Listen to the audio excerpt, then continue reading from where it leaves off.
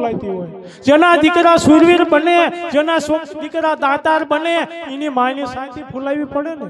એની માની સાથી ફૂલાતી હોય કે સંતો અને મહાપુરુષોએ કીધું છે કે જનની જણતો ભગત જણજે, કા દાતાર અને કા સૂર, નતર રેજે વાંદણી, તારું મત ગુમાવીશ. બધા કરતા ઊંચામાં ઊંચું તેજ હોય ને તો આ ભગત નું છે. આવા ભગતના જેને મહાપુરુષો કહે છે, આવા જેના દીકરા ભગત થાય છે, જેના દીકરા ભજન ગાવા જાય છે અને જેના દીકરા ભજન રાખે છે, આને ધન્યવાદ છે. જમીન હારી હોય, ખાતર પણ સારું હોય, પણ પાણી ખારું હોય તો જેવા ફૂલડા ખીલવા પડે એવા ખીલે. જમીન હારી હોય, ખાતર પણ સારું હોય, પણ પાણી જો ખારું હોય ને તો બગીચામાં જેવા ફૂલડા ખીલવા પડે ને આવા ફૂલડા ખીલતા. તો જેનું વર્તમાન સારું હોય અને જેના વિચાર પણ સારા હોય, પણ જેની વાણી ખરાબ હોય ને એ ગમે એટલું કરે ને તો એવા ફૂલડા ખીલતા. ભક્તિમાં જેવું રિઝલ્ટ જોવે એવું આવતું. તો જેની વાણી મહાપુરુષો કહેશે ખારી હોવી જોઈએ. તો જેના વિચાર પણ સારા છે, જેનું વર્તમાન પણ સારું છે અને જેની વાણી પણ સારી છે, આવા પરમ પૂજ્ય અને વંદનીય એવા મહાપુરુષ રાઘોરામ મહારાજને એકવાર બધા જોરદાર તાળીઓ ઠોકાવો. ફૂલડા ખીલે કે ત્રણેય વસ્તુ છે. વાણી એના વિચાર સારા છે, એનું વર્તમાન સારું છે અને વાણી પણ સારી છે. આવા સંતો અને મહાપુરુષોને ધન્યવાદ છે. બીજું, આ લોકડાઉન પાછો હટી ગયો, કોરોના પાછો હટી ગયો એનું કારણ શું છે? કેમ હટ્યો ખબર છે? કોરોના પાછા હટવાનું કારણ શું છે? શું કરવા પાછો હટી ગયો ખ્યાલ નથી. લોકડાઉન કરવાથી શું કરવાથી? લોકડાઉન ને શું કહેવાય? મર્યાદા. એક મર્યાદાથી મહામારી અને કોરોના જેવો બીમારી આ દેશમાંથી છોડી અને પાછો હટી ગયો. આ મર્યાદાનો પ્રતાપ છે. કાળ પાછો વયો ગયો મર્યાદાથી. ઘીરે રહ્યો, ઘીરે ભટક્યા, કાંઈ નહીં મળે. મર્યાદા છે ને, લોકડાઉન છે ને, તો વર્ષે સંતો અને મહાપુરુષો કહે છે કે ભગવાન કૃષ્ણની હગી બેન દ્રૌપદી હતી, પણ જ્યારે દ્રૌપદી ભગવાન કૃષ્ણ હારે વાત કરતી હતી ને ત્યારે 10 ફૂટ છેટી ઊભી રહીને વાત કરતી હતી. આ મર્યાદા હતી. આ બધું જળો મળો થઈ ગયો છે ને સંસ્કૃતિની. તો શું મારે તમને કહ્યું? અરે આ સ્ત્રીઓ 60 રૂપિયાની સાડી પહેરે ને આ સંસ્કૃતિ છે. આ 70,000 ના ડ્રેસ પહેરે છે ને આ વિકૃતિ છે. આ મર્યાદા વહી ગઈ છે. અત્યારે હાલ તમારી પાસે 50 લાખનો હોનાનો દોરો હોય, હોનાનો હાર, 50 લાખનો તમારી પાસે હોનાનો હાર છે અને બહારથી કોઈને ઢીંગાણું કરવા માટે બહારથી માણસો આવ્યા છે અને કહે છે કે લડવા માટે તૈયાર થઈ જાઓ. આ 50,000 નો હાર લઈને જવાય કે કટાઈ ગયેલી તલવાર લઈને જવાય? શું કરાય?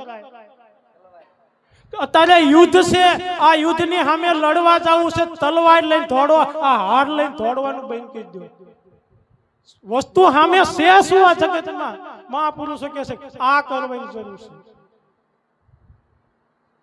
આપણે બધું મહાપુરુષો કહે છે કે આખું વમળ ફેરી ગયું છે. આ જગતમાં સંતો અને મહાપુરુષોએ કીધું છે કાંઈ અને આપણે સમજ્યા છીએ? સંતો અને મહાપુરુષો કહે છે અત્યારે આપણને મનુષ્યનો દેહ મળ્યો છે ને બધાને. આ મનુષ્યનો દેહ તમે કરેલા કર્મ ભોગવવા માટે મળ્યો છે કે નવા કર્મ કરવા માટે મળ્યો? શું કરવા મળ્યો? નકરા મંજીરા ખખડાવે કોઈ દી મેળ નહીં પડવાનો. ગમે એમ કૂદો નહીં, ગમે એમ કરો નહીં, મેળ નહીં પડે. મહાપુરુષો કહે છે આ મનુષ્યનો દેહ આપણને કરેલા કર્મનો ભોગવટો ભોગવવા માટે મળ્યો છે કે નવા કર્મ કરવા માટે મળ્યો છે? અને આપણે બધાને ભક્તિ શું કરવા કરવી છે એ કયો? ભક્તિ કરવાનું કારણ શું છે? એનું રહસ્ય શું છે? આ કયો? કાં તો તમે બીકમાં ભક્તિ કરો છો, નરકમાં જાઈશું એમાં, અધોગતિમાં જાઈશું એમાં, 84માં જાઈશું એમાં, બળદ ગાય કૂતરો ભેંસ થાઈશું એમાં. આ ભયથી કાં તમે ભક્તિ કરો છો, અને કાં તમારે કાંઈક પદની ઈચ્છા છે, કાં તમારે પૂંજાવું છે, કાં તમારે મહાન થવું છે, કાં તમારે આમ થવું છે, કાં તમારે પ્રતીક્ષા મેળવવી છે, કાં તમારે આ જગતમાં વાહ કરવી છે. આમાંથી ભક્તિ કરો છો. આ બે કારણ, આ બે માંથી એક કારણ ન હોય તો ભક્તિ શું કરવા કરો?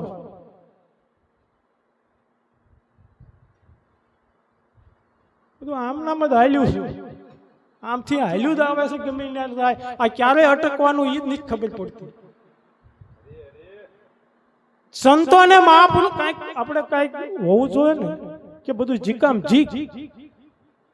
એક દીકરી હારે જતી હતી, હારે જતી એટલે દીકરી એટલી બધી રોવે, ખૂબ રોવે, બહુ રોવે. ત્યારે એની દીકરીની બીજી બહેન હતી ને, એની બીજી બહેને એવું કીધું, એ બા બેન તો બહુ રોવે છે, બહુ રોવે છે. કે બેટા એ તો હારે જાય છે, પણ બા બેન તો બહુ રોવે છે, બનેવી કેમ નહીં રોતા? ત્યારે એની બાએ કીધું બનેવી ઘીરે જઈને રોશે. હવે ઘીરે જઈને તો હવે તો સહનાઈ નહીં. તમારા હાથ, તમારા પગમાં સત્તા છે, તમે ઊભા થઈ શકો છો, બેહી શકો છો, હાલી શકો છો, તો લાકડી નાખો ને શું કરવા રાખી છે? તમે અપંગ હોત ને તો હું તમને આવું ન કર. તમે ઊભા થઈ શકો છો, હાલી શકો છો, બેહી શકો છો, દોડી શકો છો, કૂદી શકો છો, તો લાકડી શા માટે છે? તમે અપંગ હોત તો મને કઈ એવો શોખ નથી થતો સલાહ દેવાનો. તમે સત્તાવાન છો, બધી વાતે પૂરા છો, અને તમે લાકડાનું ઠૂઠું મૂકતા જ નથી. સંતોને મહાપુરુષો કે ક્યાં લગ્ન થવાનું છે? એક 4 સોર હતા ને, સોર વાત આપણે કરવી છે, ભક્તિ શું કરવા આ બધું, પણ 4 સોર સોરી કરવા જતા. એમાં એક બીજો સોરે ભેગો પડ્યો. એને કીધું ભાઈ હું લેવા જાવ છો? એ કે ચોરી કરવા? એ કે મને ન લઈ જાવ. એ કે લઈ જાવ ખરો, પણ હું કહું એમ કરવું હોય તો, હું જે કહું એમ તમારે કરવું હોય તો લઈ જાવ, નકર ક્યાંક તારે હારે અમારા ભાંગી. એ કે તમે જીમ કયો એમ હું કરવા તૈયાર છો, પણ મને ચોરી કરવા લઈ જાવ. જ્યારે એ ચોરી કરવા લઈ ગયા, અને ભરવાડનો મોટો જબરો વાડો હતો, વાડા ફરતી જાળી બાંધી હતી, અને જે ઓલો નવો સોર હતો એને એમ કીધું કે તું બારો ઉભો રહે, હું અંદર જાઉં છું. પણ તને ખબર છે ને, હું કરું એમ જ કરવાનું, અને હું કહું એમ જ કરવાનું, એમાં ફેરફાર થાય? ઓલો વાડ કૂદી, જાળી કૂદી, અને ભરવાડના વાડામાં પડ્યો. હારામાં હારું ગાડડું ઘેટું હતું ને, આ ઘેટાને લઈ અને બહાર નાખ્યું. આને ઘેટાને લઈ આમ બહાર નાખ્યું. એટલે ઓલાએ શું કીધેલું? હું કરું એમ જ. એટલે ઓલાએ ઘેટું લઈને પાછું માઇલ કોઈ નાખ્યું. ઓલાએ ઘેટું બહાર નાખ્યું, ઓલાએ ઘેટું લઈ અને માઇલ કોઈ નાખ્યું. આને એમ થયું કે માંદું છે, બીમાર છે, આને બરાબર સારું નહીં હોય, કદાર આમ તેમ નહીં હોય, એટલે આ બદલે બીજું નાખ્યું. બીજું ઘેટું જ્યારે ઓલા તેડી અને બહાર નાખ્યું તો ઓલાએ લઈને પાછું માઇલ કોઈ નાખ્યું. આવા 10 ઘેટા બદલાયા પછી ઓલાને એમ થયું કે આવું જ કાંઈ હતું હશે, આ સવાર પડશે ને ભરવાડ જાગી જશે તો શું દિશા થશે? એટલે ઓલાએ લઈ અને આમ કાંકરી મારી કે મૂર્ખ્યા આ લઈ લેવાનું છે, આમ કેમ કરે? પણ ઓલાને સમજાણું નહીં. ઓલાએ આમ કરીને આમ કાંકરી મારી. એટલે ઓલાએ કીધું તો હું કરું એમ જ તારે કરવાનું. એને કાંકરી મારી એટલે આને આમ ફપોસ્યું, પણ કાંકરી હાથમાં ન આવી, થોડોક મોટો પાણો હાથમાં આવ્યો, અને સીધો પાણો લઈ અને ઓલા સોરને આમ માર્યો. તે અંધારામાં સોરને ન આટ્યું, અને ઓલા મેળા માથે ભરવાડ હૂતો હતો ને ઓલું દૂધનું તીનિયું હતું ને, તીનિયા નાટી ગયું. ટણીંગ દઈને અવાજ આવ્યો અને ભરવાડ જાગી ગયો. ભરવાડ લાકડી લઈને હેઠો ઉતર્યો મારવા માટે. એટલે ઓલો જાળી કૂદી સોર બારો વહી ગયો. આને કીધેલું કે હું કરું એમ તારે કરવાનું. ઓલો જાળી કૂદીને બહાર ગયો, આ જાળી કૂદીને માઇલ કોઈ ગયો. કોણ માર ખાય? દેખા દેખી કરવામાં ભાંગી, દેખા દેખી કરવામાં મહાપુરુષો કહે છે કાંઈક જીવનમાં શું છે? એક આયા આપણે રાજકોટથી પ્લેન ઉપડ્યું, વિદેશ જતું હતું. પ્લેનની અંદર 150 પેસેન્જર હતા. એમાંથી 100 ગાંડા અને 50 ડાયા. ડાયાની સંખ્યા ઓછી, ગાંડાની સંખ્યા વધારે.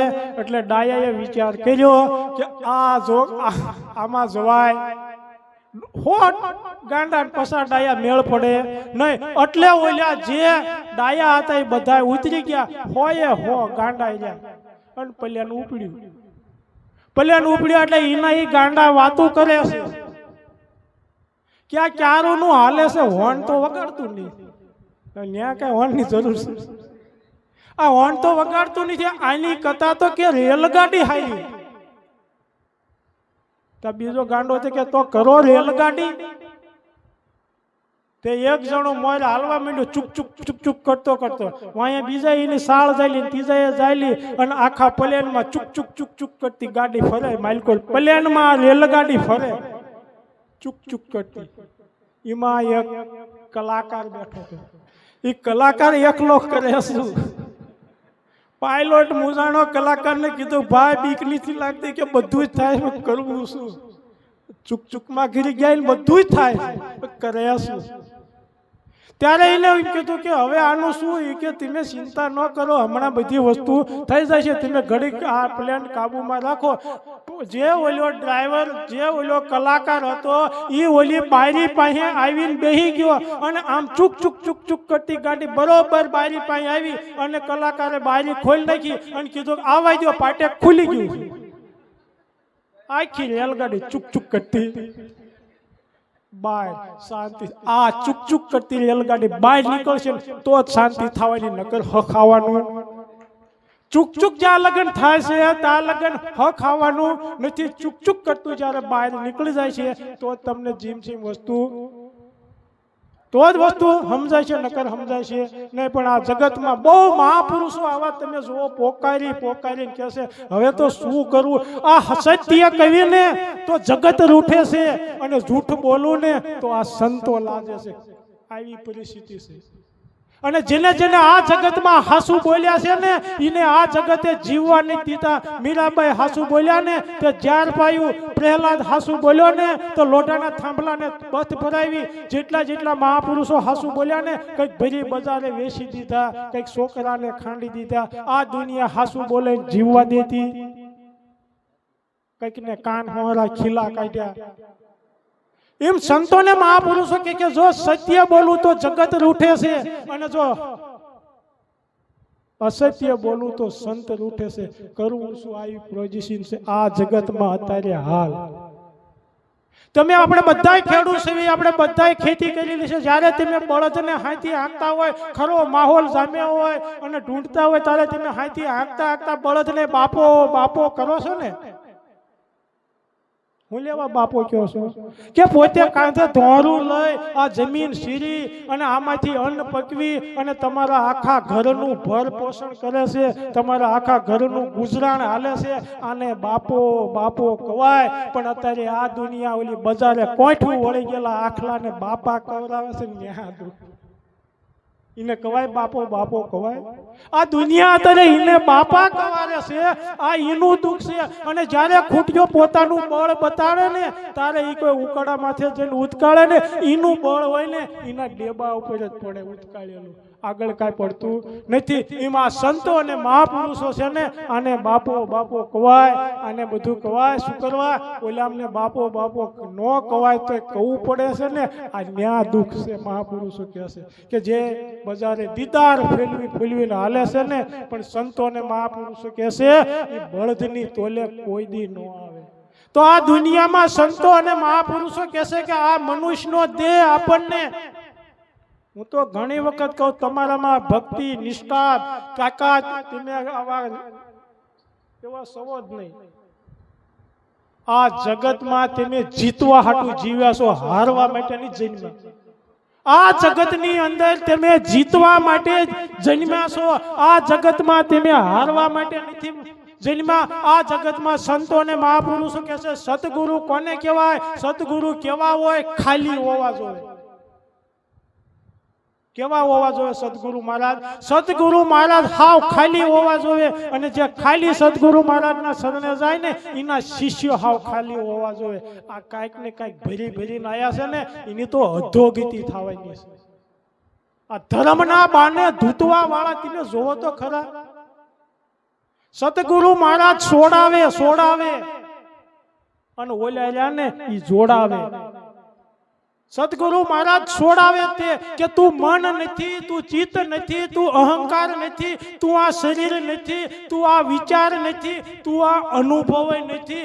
આ બધાને જાણવા વાળો શુદ્ધ અને ચૈતન્ય નિર્વિકાર તું પોતે પરમાત્મા છો. આ તું કાંઈ છો નહીં. સદગુરુ મહારાજ છોડાવે, અને જે છોડાવે ને એને જ સદગુરુ મહારાજ કહેવાય છે. જે બંધાવે ને વાયા વળગાડે ને આને ગુરુ નો કહેવાય. ગુરુ સમાન ઓર કોઈ નહીં દાતાર, માત પિતા પુત્ર કે ભ્રાતા. જો નિસ્દિન ગુરુ શરણ સેવે તો ગુરુ પલમાં અભય પદ દેવે.